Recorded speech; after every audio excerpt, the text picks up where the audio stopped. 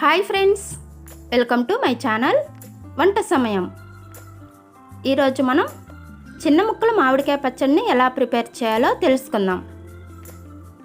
సమ్మర్లో మనకి చాలా స్పెషల్ కదండి మామిడికాయలు. పచ్చి మామిడికాయలతో ఈ విధంగా పచ్చడి పట్టుకుంటే చాలా బాగుంటుంది. పచ్చడి పట్టడం రాని వాళ్ళకు కూడా ఈజీగా పట్టేలా మీకు ఈరోజు చూపించబోతున్నాను. మీరు కూడా చూసి ట్రై చేయండి.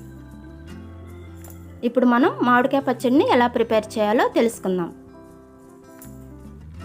ముందుగా స్టవ్ వెలిగించి ప్యాన్ పెట్టుకొని ప్యాన్ వేడయ్యాక 1/2 టీ స్పూన్ మెంతులు వేసుకొని దోరగా వేయించుకోవాలి. ఇలా వేయించుకున్నాక అదే స్పూన్తో ఫుల్ స్పూను ఆవాలు వేసి వేయించుకోవాలి. ఆవాలు ఎక్కువసేపు పట్టవండి, జస్ట్ అలా చిటపట్లాడితే చాలు. అలా వేయించుకున్నాక స్టవ్ ఆఫ్ చేసుకొని బాగా చల్లారనివ్వాలి. అవి చల్లారాక ఒక మిక్సీ జార్లోకి వేసుకొని మెత్తని పౌడర్ లాగా పట్టుకోవాలి. ఇలా పౌడర్ పట్టుకున్నాక పక్కన పెట్టుకొని నేను ఇక్కడ 2 మామిడికాయలను తీసుకున్నాను. 2 మామిడికాయలను శుభ్రంగా కడిగి తడి లేకుండా తుడుచుకొని ఈ విధంగా ముక్కల్లాగా కట్ చేసుకోవాలి. ఇలా కట్ చేసుకున్నాక ఒక 15 మినిట్స్ పాటు ఆరబెట్టుకున్నానండి నేను. మీకు ఎక్కువ సమయం ఉంటే ఎక్కువసేపు అయినా సరే ఆరబెట్టుకోవచ్చు. ఇప్పుడు ఒక బౌల్ తీసుకొని మీరు 1 కప్పుని కొలతగా పెట్టుకోండి. నాకు ఈ కప్పుతో 2 కప్పుల మామిడికాయ ముక్కలు అయినాయి.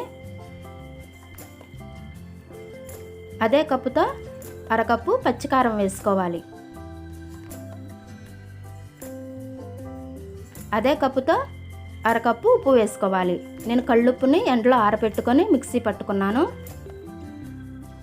కొద్దిగా పసుపు, మనం ముందుగా మిక్సీ పట్టుకున్న ఆవాలు మెంతులు నేను కప్పులో చూపిస్తున్నాను. ఈ విధంగా అయిందండి పౌడర్ నాకు. ఇప్పుడు వాటన్నిటిని బాగా కలుపుకోవాలి.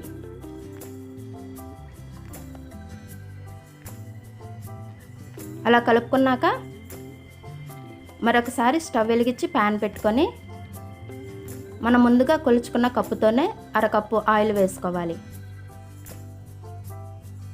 ఆయిల్ వేడయ్యాక కొద్దిగా ఆవాలు వేసి వేయించుకోవాలి. ఆవాలు వేగేటప్పుడే కొన్ని ఎల్లుల్లిపాయలని పొట్టు తీసుకొని వేసుకోవాలి. మీరు డైరెక్ట్గానైనా వేసుకోవచ్చండి. ఇలా ఆయిల్లో వేసుకోవటం వలన మనం రెండో రోజు తినేటప్పుడు టేస్ట్ బాగుంటుంది. ఇప్పుడు కొన్ని ఎండుమిరపకాయలు, కొద్దిగా కరివేపాకు కూడా వేసుకొని వేయించుకోవాలి.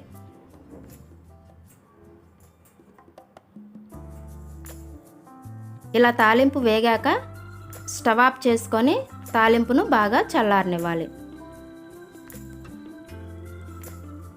ఇప్పుడు మనం ముందుగా కలిపి పెట్టుకున్న మామిడికాయ ముక్కల్లో ఆ తాలింపును వేసుకొని కలుపుకోవాలి. తాలింపు వేడిగా ఉండకూడదండి.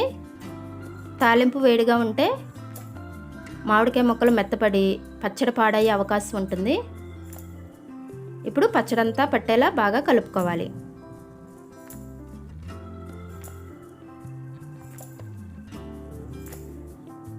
మీరు ఎక్కువ పచ్చడి పట్టుకోవాలనుకుంటే నేను చూపించిన కొలతలని ఎక్కువగా వేసుకుంటే సరిపోతుంది.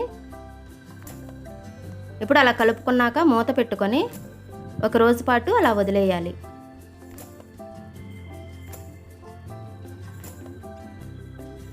చూశారు కదా, 1 రోజు తర్వాత నాకు ఇక్కడ ఆయిల్ పైకి తేలి పచ్చడి రెడీ అయిపోయిందండి. ఇప్పుడు పచ్చడిని ఒకసారి కలుపుకోవాలి.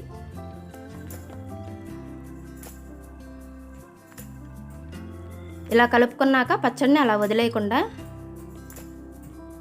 జాడీలో కానీ ఒక గాజు సీసాలో కానీ తీసుకొని స్టోర్ చేసుకోవాలి. నేను పచ్చడిని టేస్ట్ కూడా చూశానండి, అన్నీ కరెక్ట్గా సరిపోయాయి. మీకు గనక ఉప్పు తక్కువగా అనిపిస్తే కొద్దిగా సాల్ట్ కలుపుకొని పెట్టుకోవచ్చు. జాడీల్లో కానీ సీసాల్లో కానీ పెట్టుకునేటప్పుడు తడి లేకుండా చూసుకోవాలండి. నిల్వ పచ్చళ్ళు పట్టుకునేటప్పుడు తడి లేకుండా ఉండాలి. అంతేనండి, మామిడికాయ పచ్చడి రెడీ అయిపోయింది. ఈ పచ్చడి రైస్లోకి, పెరుగన్నంలోకి చాలా చాలా బాగుంటుంది. మీరు కూడా చూసి ట్రై చేయండి. ఈ వీడియో కనుక మీకు నచ్చినట్లయితే లైక్ చేసి షేర్ చేసి మా ఛానల్ని సబ్స్క్రైబ్ చేయండి. Thanks for watching.